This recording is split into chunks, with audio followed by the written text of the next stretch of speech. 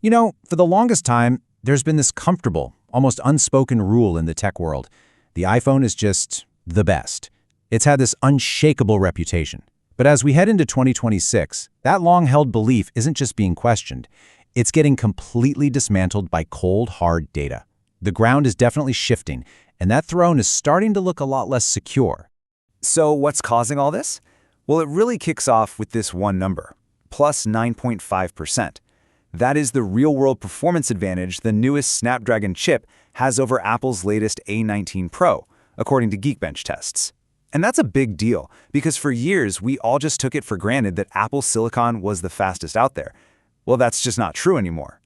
And this shift in power is leading to some really bold statements. Tech reviewer Nick Ackerman put it bluntly, saying, "The truth is, Android phones have surpassed the iPhones objectively." Now that is a huge claim, and it's exactly what we're going to dig into. Is he right? And more importantly, what does better even mean for a phone in 2026? All right, so let's start with the objective stuff, the hard numbers. We're going to put these two giants head-to-head in a raw power showdown and see if these claims about a new king really hold water. Okay, so take a look at this.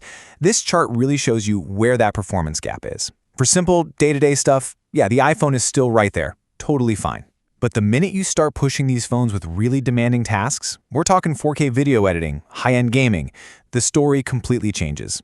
The top-tier Android chips are just packed with more performance cores now, and it gives them a clear, measurable lead. They get the tough jobs done faster, period. And this performance lead isn't just about raw processing power. It's also happening in the AI race.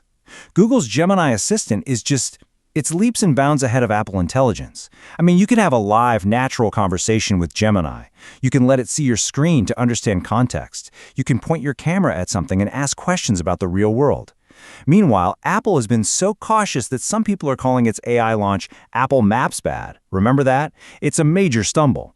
It often just gives up and tells you to do a web search or asks for your permission to hand the query off to ChatGPT. And the list goes on. The Android lead goes way beyond just CPUs and AI. You've got Android flagships with 100-watt fast charging that can fill your battery in minutes, while Apple is still stuck at 20 watts. You've got deep, system-wide customization with launchers that let you change the entire feel of your phone, while Apple is still just letting you move widgets around. And Android's notification system? It is so much more advanced, with fine-tuned controls and even a searchable history. Honestly, when you look at it on paper, it's starting to look like a total blowout. So, is that it then? Is the debate over? Is it all just about specs? Well, not so fast. There is this powerful, almost invisible force at play here that has absolutely nothing to do with benchmarks or charging speeds, and that force is the ecosystem. It's a concept that tech analysts call ecosystem lock-in. And let's be clear, Apple has absolutely mastered this. They've built this seamless digital world that is just incredibly convenient to live inside of, but also incredibly difficult to leave. And the switching costs they talk about, they're not just about money. They're about convenience, your habits, and this deep, deep integration between all your devices. Let me give you a simple, everyday example of what this feels like. You find a link on your iPhone, you copy it, and then you walk over to your Mac, hit paste, and it's just there, instantly. That's universal clipboard. You didn't install an app, you didn't press a button. It feels like magic. And it's that feeling that makes all your separate devices feel like one single continuous thing. That right there is the power of the ecosystem. And, that's just one tiny feature. Deciding to switch to Android means you're actively giving up a whole collection of these integrated tools. You lose AirDrop for instantly sharing files. You're kicked out of the Blue Bubble iMessage Club. That magical universal clipboard and handoff? Gone. Your phone won't automatically create a hotspot for your other devices anymore. And you can't just unlock your Mac with your Apple Watch. These are the little daily conveniences that add up to the real price of leaving Apple's golden cage. Okay, so we've got this fascinating tension, right? On one side, you have Android's raw power and flexibility. On the other, you have Apple's incredibly sticky ecosystem. So now let's zoom out from our personal experience and look at the global business reality, because it reveals a really striking paradox.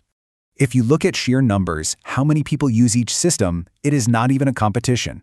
Android completely dominates the planet with around 72% of the global market. It is the undisputed king of volume, especially when you look at massive, developing markets all across Asia, Africa, and Latin America. But here's the twist. Here's the paradox. Even though it has way fewer users, The Apple App Store generates wildly more money. We're talking an estimated $138 billion compared to Google Play's $80 billion. And that really matters. Why? Because that huge revenue gap gives developers a massive incentive to build their best, most polished, and most profitable apps for iOS first.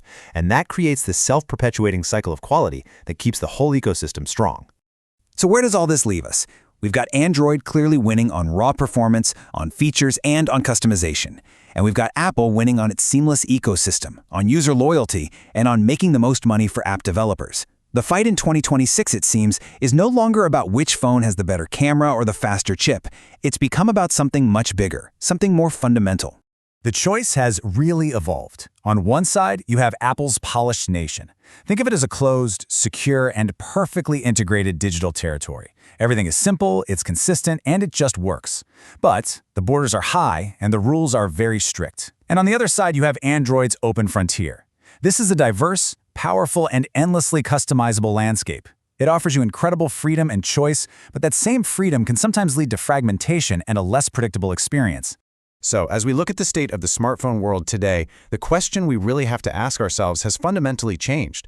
It's no longer about asking which phone is objectively better. The real question now is, which one of these digital nations do you want to call home?